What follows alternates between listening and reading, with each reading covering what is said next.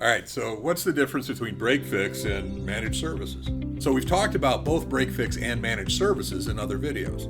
So now let's compare them against each other with pluses and minuses. And of course, we're specifically talking as these concepts relate to IT resources for organizations. Now, first of all, break fix is a transactional and tactical methodology. It's pretty simple. When something is broken, or obviously is going to, have somebody fix it. If your IT environment is relatively healthy, then you could make the claim that this approach is best for your organization financially.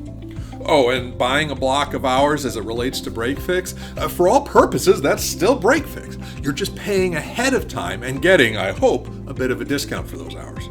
Managed services is really the opposite. A managed service agreement should include several other types of services, including operational resources designed to minimize the likelihood of the broken scenario happening in the first place and fixing it if it still does. Resources like security tools, backup monitoring and management for all of your devices. Recovery resources such as local and cloud backups, including data from apps like Microsoft 365. Business continuity and disaster recovery, there is a difference, resources.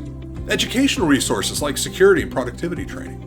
Planning resources like virtual CIO, Chief Information Officer, budgeting, equipment, and software replacement strategies.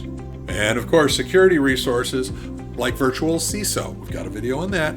MTR, SIEMs, Endpoint, SOC 2, and someone who can explain these things to you.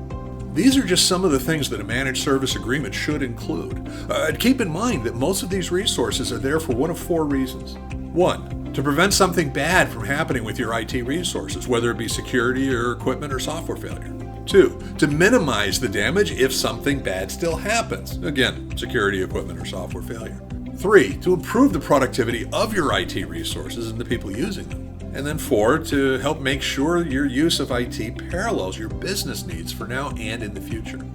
Now, compare that to the goal of a break-fix strategy. One, when something is broke, fix it. Now, of course, a managed service agreement is going to be more expensive, and it will also require a lot more work for both client and the service provider to maximize the benefits. And it's up to the client to evaluate those benefits and make sure they're worth the cost. So consider the costs and the benefits of the managed services agreement and how much you think they would improve the operation and value of your organization. If you think the answer is not much, then break fix might be the best fit for you, especially if downtime doesn't cost your organization that much.